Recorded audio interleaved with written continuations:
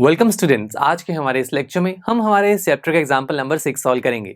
इस एग्जांपल में हमसे कहा गया है solve 12p-5 is equal to 25। तो दोस्तों यहाँ पर हमारे सामने एक इक्वेशन गिवन है जिसे हमें सॉल्व करना है। सॉल्व करने का मतलब ये कि इस इक्वेशन में एक ऐसी चीज है जिसकी वैल्यू हमें नहीं पता, जो कि है p।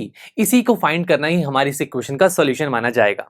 अब दोस्तों, ऐसी इक्वेशन को सॉल्व करने के हमारे पास दो तरीके होते हैं। पहला तरीका यह है कि जिस चीज को हमें फाइंड करना है हम उसके साथ लगे हुए सभी नंबर्स को बाय एडिशन, सब्ट्रैक्शन, मल्टीप्लिकेशन या फिर डिवीजन, इन सभी ऑपरेशंस की हेल्प से रिमूव कर देते हैं, ताकि हमारा ये जो p है, ये जिसे हम वेरिएबल कहते हैं, ये अकेला रह जाए और इसकी वैल्यू हमें मिल जाए।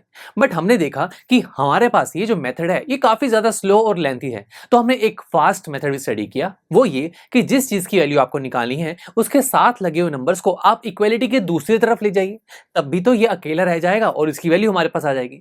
यही तरीका हम आज यूज करने वाले हैं। देखिए कैसे। पहले 12p-5 इज इक्वल टू 25।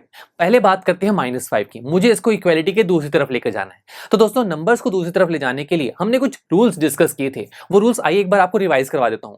हमने डिस्कस किया था कि अगर किसी इक्वेशन में एक पॉजिटिव नंबर को इक्वलिटी के दूसरी तरफ लेके जाया जाए तो वो नेगेटिव साइन में कन्वर्ट हो जाता है। इसी तरीके से अगर नेगेटिव साइन को दूसरी तरफ ले जाएंगे तो वो पॉजिटिव में कन्वर्ट होगा। सिमिलरली मल्टीप्लाई को दूसरी तरफ लेके जाएंगे तो वो डिवाइड में, और डिवाइड को दूसरी तरफ ले जाएंगे तो मल्टीप्लाई में कन्वर्ट हो जाएगा। अब यहां पर देखिए, हम -5 को दूसरी तरफ लेकर जा रहे हैं तो ये माइनस है तो दूसरी तरफ जाकर प्लस में कन्वर्ट हो जाएगा। तो ये हुआ 12p is equal to 25 plus 5 which is equal to 30। अब मुझे तो p की वैल्यू चाहिए, बट साथ में अभी ये 12 भी है, p अकेला नहीं है, तो मुझे इस 12 को भी दूसरी तरफ लेकर जाना होगा।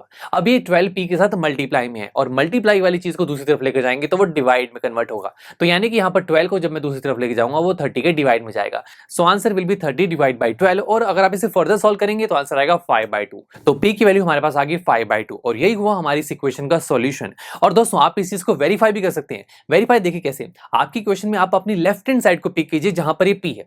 इस p की वैल्यू को 5/2 पुट करके देखना और सॉल्व करना। आपके पास अगर left hand side right hand side की इक्वल आ जाती है तो हम कहेंगे कि हमारे पास जो p की वैल्यू है वो बिल्कुल करेक्ट है। बिकॉज सॉल्यूशन का मतलब ही होता है जिससे हमारी इक्वेशन बैलेंस्ड रहती है, यानी कि जिससे लेफ्ट हैंड साइड और राइट हैंड साइड इक्वल रहती है। तो आप एक खुद से जरूर चेक करना। चलिए मिलते हैं आपसे नेक्स्ट लेक्चर में, जहां पर हम हमारे इसी चैप्टर का एग्जांपल नंबर 7 सॉल्व करेंगे।